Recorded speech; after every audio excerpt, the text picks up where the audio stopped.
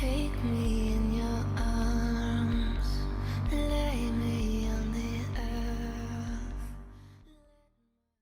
Hey hatchlings, it's Dragon Feather and welcome back to Witch to Watch, the series where I interview witches in our community who create videos here on YouTube, both new, up and coming, and ones that we know and love already, to showcase the magic of our community here online. If you're new here, marry me, my name is Azura. Don't forget to hit that subscribe button as I post new enchanting videos every week, and hit the notification bell so you never miss one of my uploads, hopefully.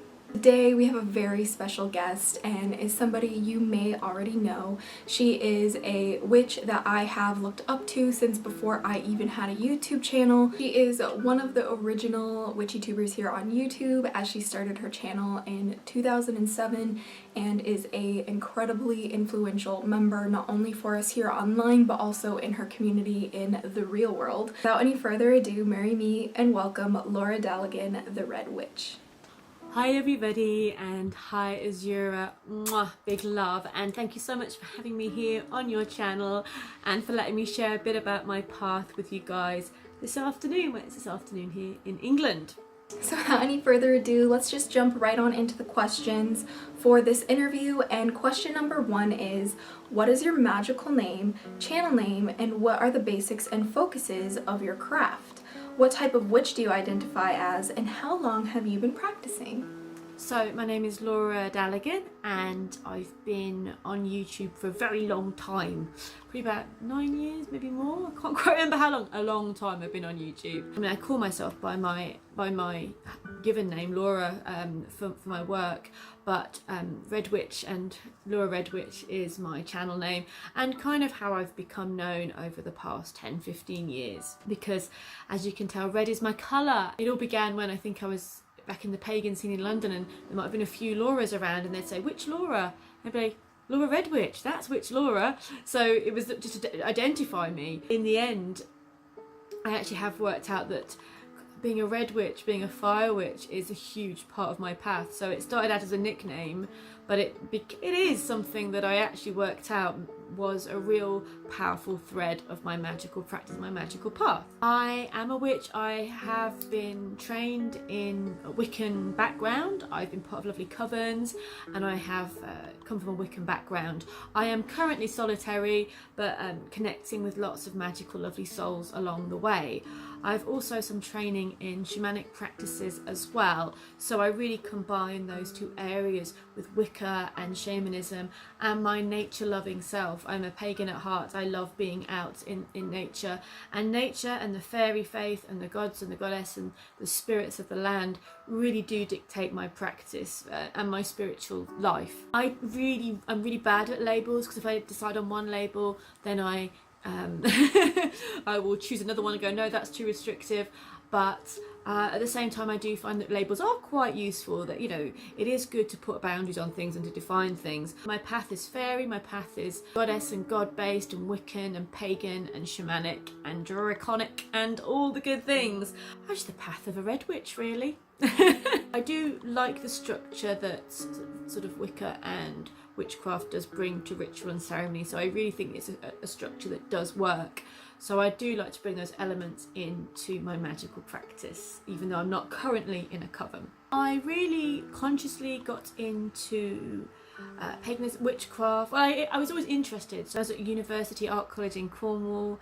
I joined the Pagan Federation, but I wasn't ready to kind of dive in. I was fascinated, and I lived in Cornwall at that time, which is a part of the UK really blessed with beautiful beaches and wild forests and sacred sites. Of course, that really got me going and got me more on the path. But I didn't really come out or really really embrace this path until I moved to London, actually, in my very early 20s, so 22, 23. And then I started to really follow much more of a witchy path. I was going to monthly meetups, then I joined a coven, and then the rest is history, or her story. I think, to answer the question, I've probably been practicing maths over 15 years. Yeah, officially, and more before. 15, 16, 17. Yeah, time. math is not my strong point. Long time. That's officially, but always being drawn to it and always feeling connected to the land and the fairies and all that kind of thing. And that's this lifetime anyway. Question number 2 is, why did you start a witchy YouTube channel? And what are your top 5 favorite videos you have created? If you're interested in checking out Laura's top 5 favorite videos, they will all be linked down below for you as she mentions them, so you guys can watch them after this video if you are interested in learning more about her.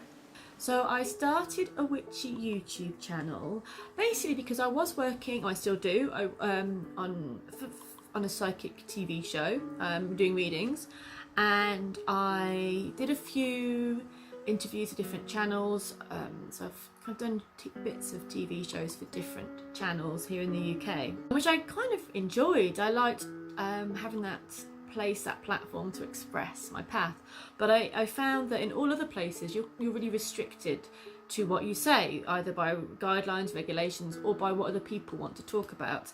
And I really wanted to share my path, so it's quite a long time that I started my channel, and there wasn't many witchy channels out there. I just thought, oh, my partner at the time encouraged me to do it. I was, oh, okay, that sounds like an interesting idea.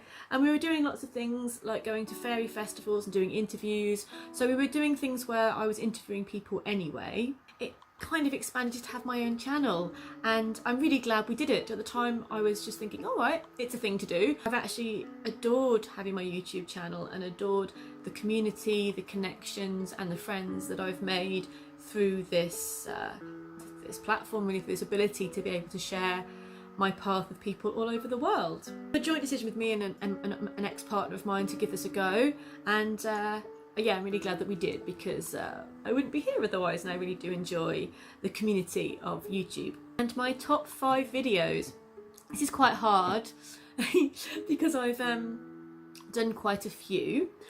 So I'll pick some from the old days and middle days and more modern. Older videos, I would say some of my favourite ones are how to cast a circle, because I think that is my most watched video, and I've had people come up to me in the street and say, you taught me or showed me how to cast a circle for the first time, thank you. And I was like, oh wow, okay, that's so lovely. And I felt really like that was just really nice, that something that I did was able to inspire people, or I think it's more give them the confidence that they can do it, because I kind of feel like if you're new to the craft and you read a book even, or you're going, right, gotta cast a circle, it can still feel quite intimidating if you haven't done it before. Watching a video, you can get more opportunity to see how it's done and to feel how accessible it is to people. So I think that one. My second one, I would say, would be, oh, there's so many. One of my early fairy videos. So it'll be either my introduction to fairies or how to see fairies or to connect with fairies. I like those videos because they were out and about, and I really like the fairies on my first fairies one, because it was like back in my old little flat in London on my little balcony, and it was kind of a small little place in a magical time of just rediscovering the fairy realm for me, and sort of growing plants on my little balcony and stuff like that, and going out to Hampstead Heath, which is, I don't live in London anymore, and that was my favourite fey magical place to go while living in London. So it was a nice little flashback, and also I think it's filmed nicely, and it's a nice adventure into the woods on a summer's day, really. So that's one of my favourites. My Boudicca's Mound one as well, I like that one. Boudicca's Mound is a place in London as well, and exploring the ley lines of that place I enjoyed. So that's 3.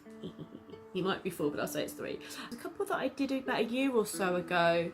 So I'll go to 22 Ways of Remaining Wild and Witchy. That's one that I like, because I'm not much of a listy person, but I actually just started writing some hints and tips, and it just became a 22 list, and I really enjoyed that one. It's got nice feedback, and it was kind of just more practical hints about keeping in a really positive state of mind.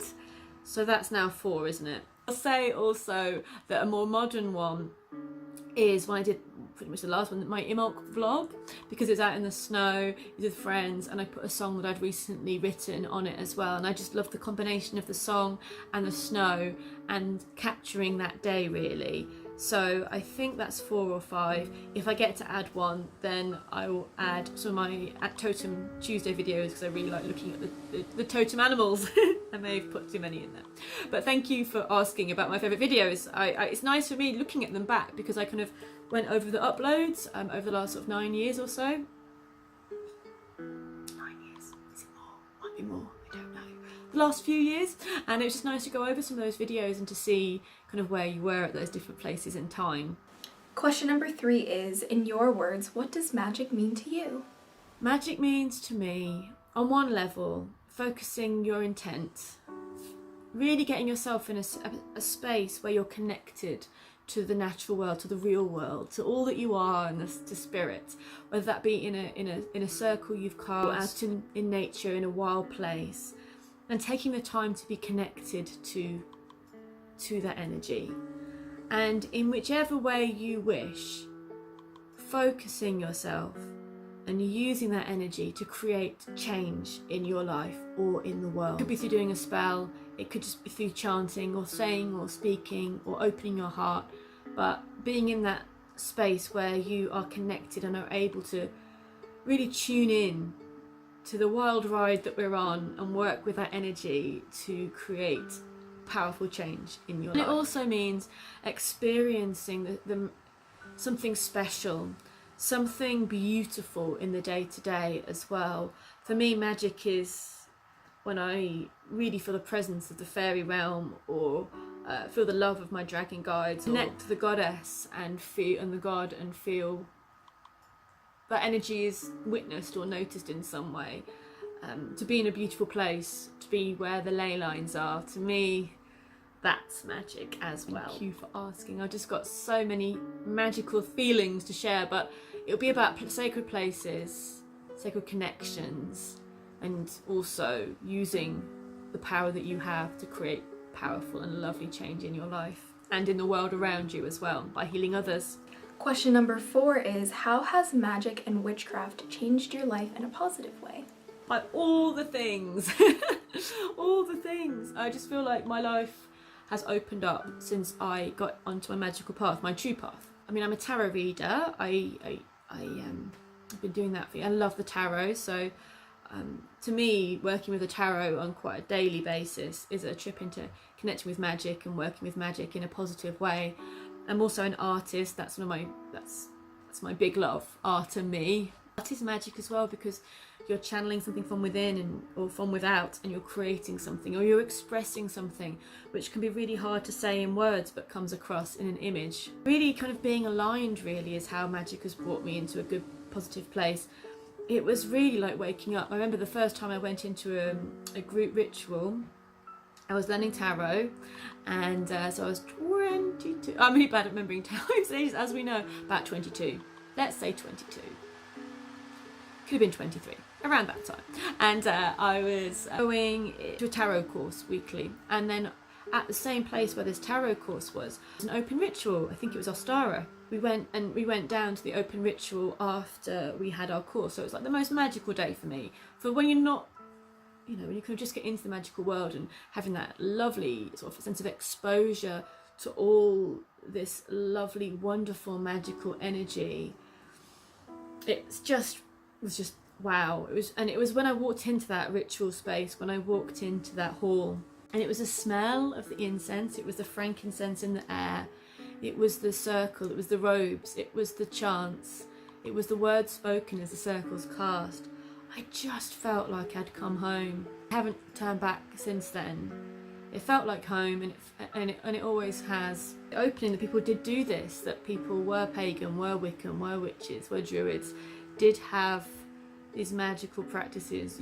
You could go to all these stalls and buy witchy goods. It was just a wonderful discovery, really. Basically, before that, I was just, you know, you're in your early 20s. If you're not a bit lost, I don't know what you're doing. But I was a little bit on, just a bit, yeah, I guess not focused, you know, not in a great place. I was okay, but not in a great place. So I'd been in art college, which had been fab, then I'd moved to London, and it was great socially, but, you know, just felt a bit lost on the inside. And I feel like, it started with the tarot, and then continued with my pagan path, I think my friends noticed around me at the time that I suddenly just grounded. I suddenly just stopped being floating off and just became more present and more healthy in my path. And I think that's it. People often feel like, oh, spirituality, you're floating off. For me, that wasn't it. It was more like I came back, I came down, and I got in my body and, you know, really started to kind of be really kind of present and healthy, actually. Not that I was unhealthy physically before, but mentally and emotionally a lot more healthy. So for a start, that was it. And I haven't looked back, and it's given me the ability to be able to manifest more of a life that's in alignment with my true self. So since then, which is a while ago, I have managed to live magically. If I say that every day, it sounds like I live in a kind of a sparkling reality, but yeah, but to live magically every day. And that doesn't mean there's not been awful times, but it's meant that I've dealt with the awful times in ways that have been guided and empowered, and that there was that support there. It's led me to experience so many wonderful things. The rituals, the sacred places, the friends I've made. You're now living in Glastonbury, which is the magical capital of the UK, really. It's the heart chakra of the world, they say, Glastonbury, and it is a very magical place. And there's Tor here, and there's wells, and there's ley lines and dragon lines, and so much fairy energy.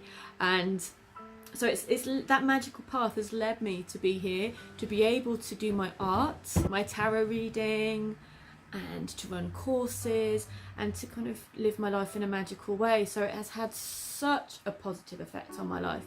I mean, I was painting before, but it's added depth to my artwork, I feel, as well. So I can't even begin to say how much it's changed my life in a positive way, because being in tune with magic is now so important, so intrinsic to my day-to-day existence, that, I mean, I don't so often cast spells because I feel like it's more day-to-day working of being in alignment. I'm not saying spells aren't needed, and sometimes they are, and very much so, and ritual and sacredness and creating spaces is required, but by living in a magical way day-to-day, it kind of lessens the need for it because you're often in that space. Number 5 is, what is your favorite memory with magic and witchcraft? My favourite memory? Oh, there's so many. That's a good thing. You know, there's so many good memories. Like, my magical past has led me to connect with not only the Wiccan and pagan and druid community and shamanic community, but also with the fairy world that exists in a fairy sense, and also fairy festivals, fairy balls. I've got so many amazing, wonderful friends from that community. Every memory with those guys is brilliant, and my covens I used to be in, amazing memories. And there's some things I probably won't share because they are secret, you know, bound in kind of that Wiccan privacy, which I think is good. There is a need for quiet. I'm very big on sharing, obviously, on YouTube and in life, but I think there's some things that are meant to be kept contained and secret because it retains their power. My magical memories are so many. Okay, every sacred site I've ever been to, but I do say this quite a lot, but calling in the fire element of a circle at Stonehenge, inside Stonehenge. So everyone can go around Stonehenge on the outside. You pay your fee, you walk around, and it's lovely. But sometimes you get to go inside. And I've been part of a couple of trips where you've had a small group inside the stones when everyone else has gone home. A very small ceremony, and it's actually being in those stones when no one else is around. It's just it, basically. It really is. It's it. And I was calling in fire in the quarters, and as I called in the element of fire, you know, usually you get the sense of fire, you get some visuals, you get a feeling. Poof! Suddenly this fire dragon, huge, was there in front of me, and I was just like, not only did I feel like a rock star calling in a quarter in Stonehenge, I think it's more like a band playing at a big arena, it's that kind of feeling. But this dragon and a dragon rider, a blonde lady, was suddenly standing in front of me. And I did a painting of this as well as the painting I did from this experience. And it was one of my big first dragon experiences, really, that was like, wow, and really changed how I'm seeing it. Obviously maybe took me in a different path as well. That was just epic. And then when the presence of this dragon kind of dissipated a little, and I really had to come back to earth and get on with the ritual, but I was like for quite a while. And I was just in the circle and I looked up and I saw very clearly a dragon in the clouds. And it was just, if I need any confirmation for what I just experienced, you know, that was it. So every time I visit a sacred circle, it's a stone circle or a sacred space, so, you know, it's amazing. This last December I spent a few days in St Nectan's Glen in the new retreat space they have there. It's the beginning of December, so it's kind of wintry and quiet, very much off season. And it's in if you guys don't know, St Nectan's Glen, it's a waterfall in Cornwall, and it kind of comes through a hole. It's a very magical waterfall set in some beautiful woodlands with beautiful people that work there. And I got to spend the time there, which meant I could go there at night or first thing in the morning. And it was my experiences there at dawn and dusk which blew me away. I mean, every time I go there is a memory that I keep forever, but I think that time, because it was so different, because you know, sacred places at night time, very different. The fairies are like, we've dealt with you in the day, like, you're still here. So not always friendly, but it kind of that edginess, and that you had to really pass a test or kind of be humble and work with them in their space. So I always find sacred spaces like stone circles or waterfalls or woodlands, they do have a different energy at night, because people do kind of own the world in the day, but at night time, the energies, the fairies, it's their time more. I kind of got a real sense of day watch and night watch, you know, like I felt a relief actually when the dawn came and the day fairies came in. Not that I didn't love the night fairies, because I felt welcomed and I felt a bit like I'm on someone else's territory a little bit at night. But yeah, that's another one. Every circle I've been in, every circle I've cast, every magical space I've been in, I've just had a ball. I've had an amazing time. Doing open rituals at Witchfest has been pretty amazing. Doing amazing, powerful work with friends and coven members as well. It's just all amazing. And like living in Glastonbury, going up to the tour and sacred days and being able to access the White Spring, which I absolutely adore. The White Spring is an amazing space here in Glastonbury. They're all magical memories. I feel very honoured and grateful to have them. Question number 6 is, what magical items and tools do you use the most in your craft? Oh, like my art. I think my art is my most used magical tool. And painting. But I do find that practical magical tools that I use are the drum. Drum is my favourite because I journey a lot and I love drumming in sacred spaces and I love going on journeys and connecting with my guides. I also work with a wand. I've got lots of wands, but the wand I work with is the same one that I made on my very first sort of, I guess, circle that I went to with my first coven. We found out in the park, and I got a hawthorn wand, a bit of wood, and I've made it. It's very simple, but it's just everything. I don't need any more than that. That's always been with me, and I have a few other ones as well that I love, but I always come back to that one. I have an athame, which I didn't use for a while as much because of the fairy element of not pointing sort of steel and iron at fairies. So when I hold it, I'm like, oh yeah, it's still got it. It's a very powerful tool. I have a couple of athames that were made for me that are flint, and they are epic and powerful, and they're very much for doing some serious work. And I created recently at Imolc, I made a Bronze Age knife, a bronze knife, which I am now working with as well. Basically, I've made my own athame. Pretty awesome. That was a great experience. I love incense as well. Basically work with fire a lot as well. Yeah, all the things. Question number 7 is, how does magic and witchcraft affect your everyday life? It is my everyday life, and that is, I'm very blessed and I feel grateful.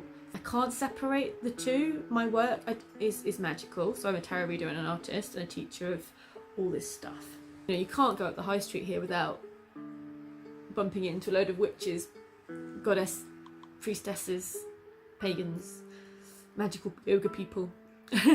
which sounds idyllic, but it has its, you know, it's a place of challenges as well as beautiful things. I love Glastonbury, and I think it's a great place. So magically, it's a place where it's very powerful. But I also feel like Glastonbury, when you visit Glastonbury, you often have a wow experience. If you guys haven't been, it's often like a real wow experience spiritually when you visit. But when you live here, it's wow, but you go through total initiation. Like Glastonbury is quite a gateway to the underworld. Energetically, the White Spring is seen as a gateway to the underworld, to a noon, to the fairy realm, and Gwyn ap Neith's kingdom, which is awesome and powerful.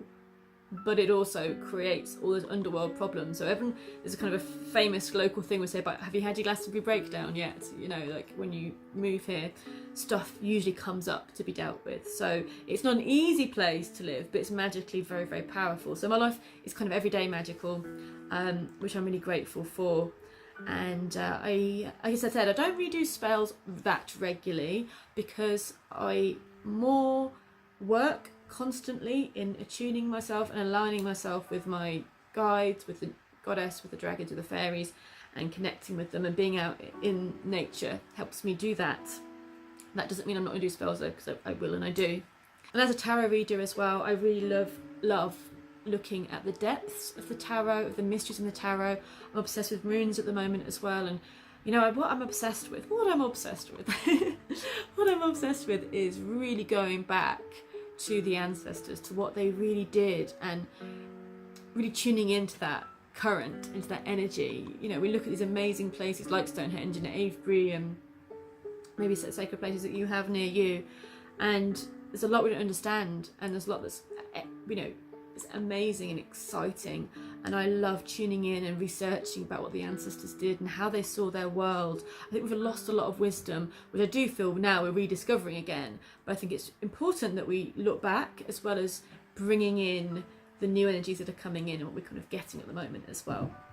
That's my big thing I'm obsessed about. I just get really passionate about looking at the ancestors and looking back at the roots of things, back at the roots of the runes and the fairy faith a long time ago, and yeah, and like cave art and Bronze Age sites and all these goodies. Quite obsessed with all these things, and ancient Egypt. There's lots of things. So question number 8 is, what's one thing you wish you knew when first starting out? And what advice would you give to new baby witchlings? And it's a tough one, because in one way I want to say nothing, because my journey is my journey because I've done all those things and made all those mistakes, and I've made mistakes, I can tell you that for nothing. I think that I am who I am, and the journey is because of that. I don't think it's anything actually. I don't think there's anything I wish I knew, because I found everything out at the right time. I found it out as I went along. I was shown enough to get me on the path.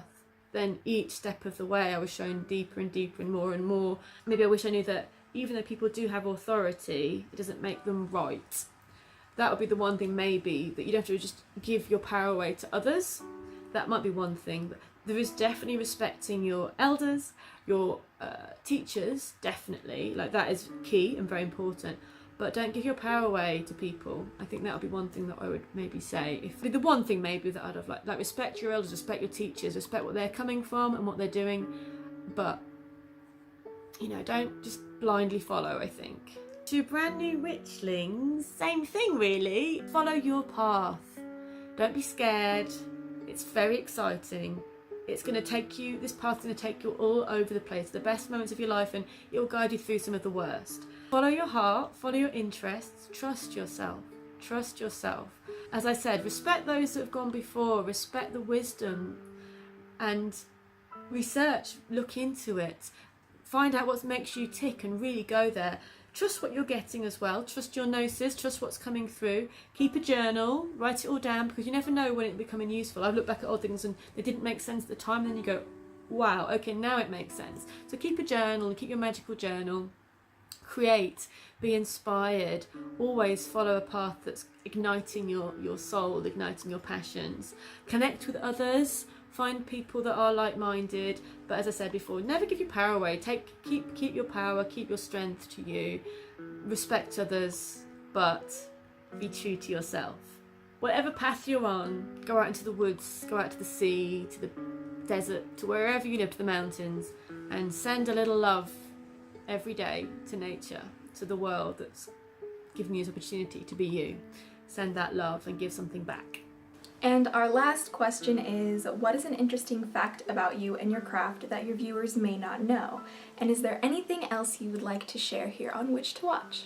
I'm really grateful actually just to be here and to have you guys watching, and I think I've said a lot, and I'd like to share that this path is going to be a roller coaster, and sometimes you're going to want to give up, and sometimes you're going to want to throw your wand to the side and go, it's easier not to, but it's part of you. If you're on this pagan, witchy, magical path, it's part of your soul, and always keep what's sacred to you alive in you, because it's really, really magical. And always explore, and whatever, you know, however wise you get about certain things, you're always going to be a newbie at something else. So I'd feel like for me as well, I always keep learning new things. I really like to kind of keep myself inspired and excited. If you'd like to find out about my art or about my work, please do come and have a look. My websites are lauradaligan-art.com or lauradaligan.com, and I do run lots of courses, fairies, dragons, goddesses, totem animals and psychic development and more. And of course I do readings as well. So yeah, please do come and check out my stuff if you would like to. And thank you guys for watching. And thank you Azura for having me on your show. Loads and loads of love. Bye.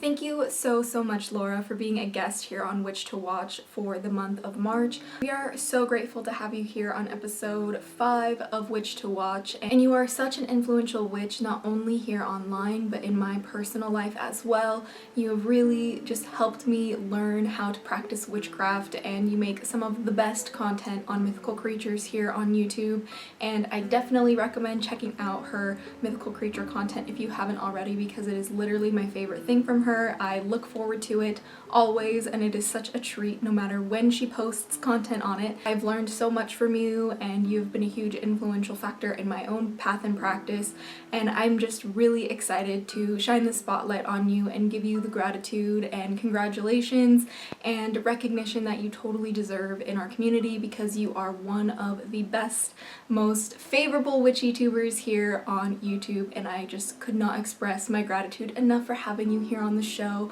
So please, if you guys have not already, go check out Laura's content. Please go subscribe. I am currently taking her Dragon's Awakening class over there. She does so many amazing things, including providing classes and courses and guided meditations and informational videos, and just the sky's the limit with Laura. So please go give her a visit and show her your support if you enjoyed this video, and go check out any of her favorite videos that she mentioned if you would like to learn a little bit more about her. As always, if you guys are interested in seeing a more in-depth review, you can go check out my blog post linked down below in the Hatchling clan, Unicoven, and all around Amino. If you guys have any suggestions for a witch you want us to watch in next month's episode, then please leave a comment down below and I might just pick your choice. Thank you so much for all your support on the series. It really means a lot to me, as this is one of my absolute favorite series to do, and it is so much fun connecting with all of the wonderful witchy tubers who create content for our magical enchanting community.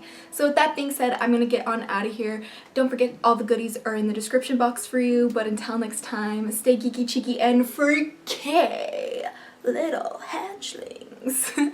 But until next time, blessed be and bye, darlings.